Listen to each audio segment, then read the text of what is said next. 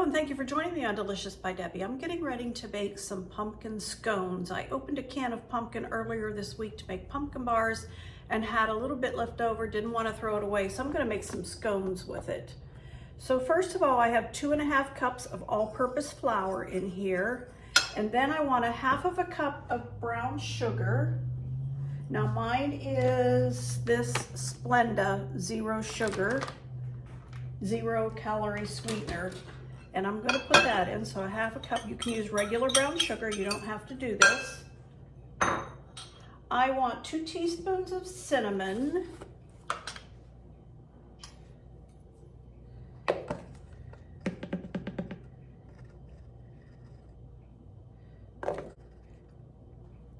Okay, 2 teaspoons of cinnamon. I want 2 teaspoons of pumpkin pie spice.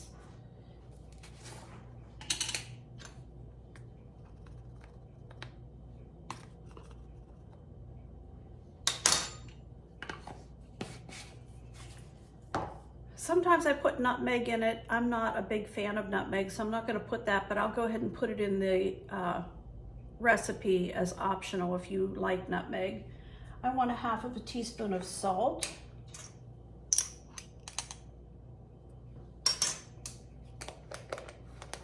And 1 tablespoon of baking powder.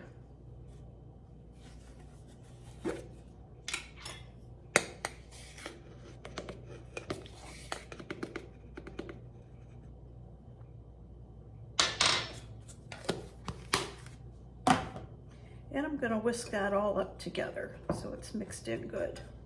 Now I'm going to mix my wet ingredients. So that will be the 3/4 cup of pumpkin. This is not the pumpkin pie mix. This is just the pumpkin puree that you buy in a can. And I want about 1/3 cup of milk. I'm using buttermilk. You can use either. I would suggest either whole milk or 1/2 and 1/2 if you're not using buttermilk. And I want some vanilla. I want 1 teaspoon of vanilla.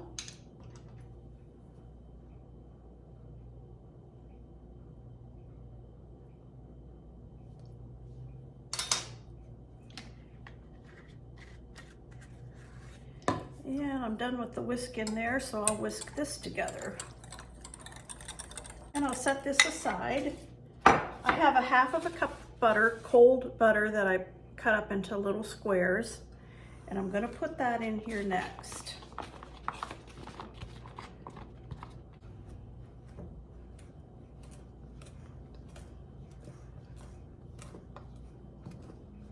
But you want to get it blended in there so that there's no big chunks.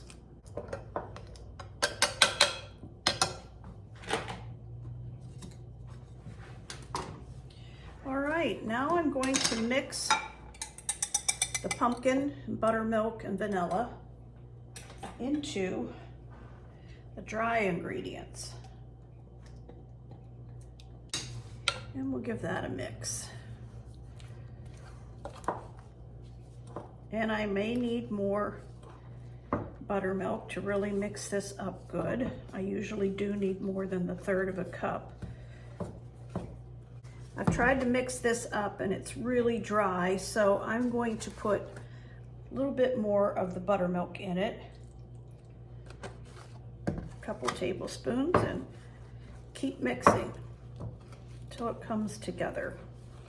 All right, before I mix that up completely, I have 1/4 cup of chopped pecans, and I have 1/2 cup of sugar-free chocolate chips. You can use regular. I just had these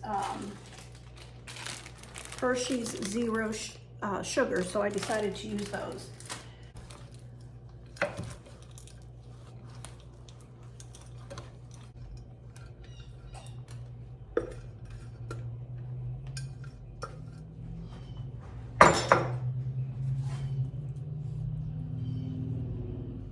It smells so good.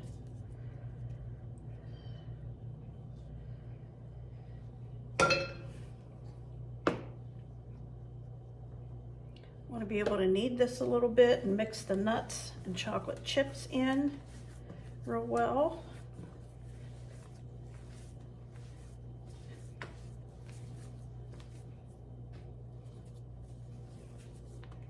Okay, that's a nice. All right, I have a parchment lined baking pan here, and I have my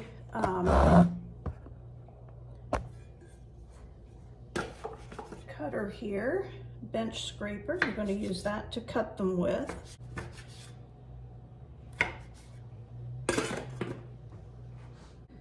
Put these onto this parchment lined baking sheet. I'm going to set these in the freezer for about 15 minutes before I bake them, and then I'm going to bake them in a 425-degree oven for 13 to 15 minutes. Mine usually take just a little bit longer, but I will show you when they're done.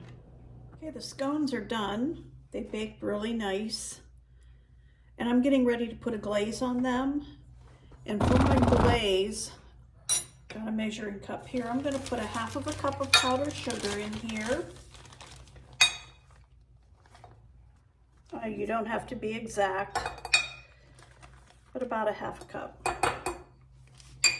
And then you want just a couple shakes of cinnamon. I'm not even going to measure it with a spoon. I'm just going to shake a little bit in here, just enough to give it a cinnamon flavor. About a half of a teaspoon of vanilla. And a couple of teaspoons of milk. And I'm using this buttermilk that I have on hand. I'll put 2 teaspoons in and we'll go from there. And just mix that all up. That looks good. And I'm just going to slowly drizzle that on these. I may need to make more. I don't know. We'll see.